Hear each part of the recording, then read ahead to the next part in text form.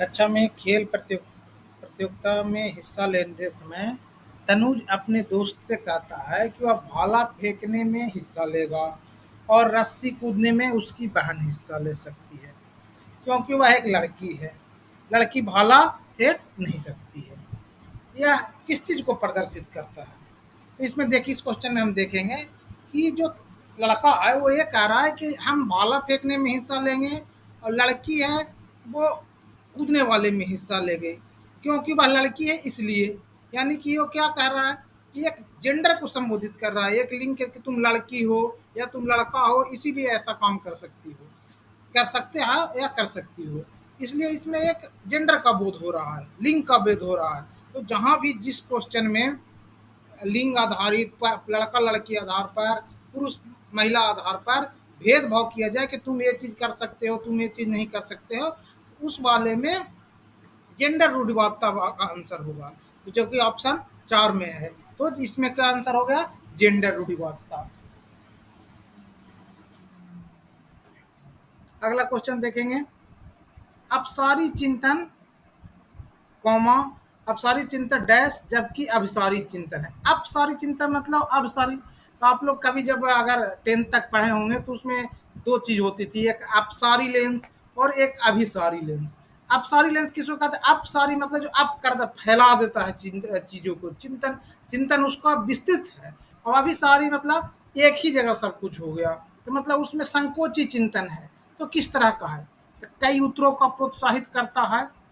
ठीक है, सही बात है। कई उत्तरों का अपसारी है तो फैला हुआ है, तो कई उत्तरों का बनेगा एक ही समाधान पर स्थित है। अभिसारी मैंने अभी मतलब क्या बताया हम अभी कि एक बिंदु, तो यानी कि एक ही समाधान पर स्थित है। इसी तरह ये तो क्या ऑप्शन होगा? पहला ऑप्शन होगा, एक ही समाधान पर स्थित है, कई उत्तरों को प्रोत्साहित करता है। कई वाला तो होगा नहीं, मौखिक क्षमताओं को बढ़ावा, गणितीय क्षमताओं का नहीं। तो ऑप्शन एक सही है। इसमें इसमें कौन सा ऑप्शन सही है? एक सही है। ठीक है, अगला क्वेश्चन पर बढ़ते हैं। निम्नलिखित में से कौन सा समावेशी शिक्षा के बारे में सही नहीं है? सही नहीं है मतलब कि समावेशी शिक्षा समझते हैं कि सबको लेकर करना।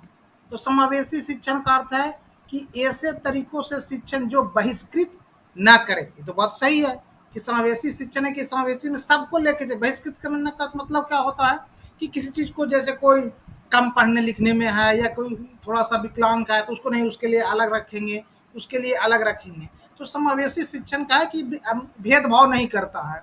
यानी कि ये तो सही है पहला ऑप्शन। हमको क्या खोजना है? गलत। समावेशी शिक्षण का अर्थ है उस शिक्षण शास्त्र को अपनाना जो सभी शिक्षार्थियों की आवश्यकता का समर्थन करता है। ये भी बात सही है, सभी शिक्षार्थियों को आवश्यकता का समर्थन करता है। एक समावेशी कक्षा कक्षा भाषा शैली में अंतर को समायोजित करती है और सहयोग को बढ़ावा देती है। यही ये भी सही है, सहयोग इसमें होता है, समायोजित करती है। निश्चित पाठ्यक्रम और मानक मूल्यांकन के आसपास ही एक समय भी नहीं। देखिए, इस क्वेश्चन में हम पहले जैसे कि आप सीपीडी में पढ़ना, जहां भी निश्चित लगा दिया, मानक लगा दिया, वहां पे वो ऑप्शन सीधा गलत होगा। तो समावेशी कक्षा में कोई निश्चित पाठ्यक्रम नहीं है, मानक मूल्यांकन नहीं है।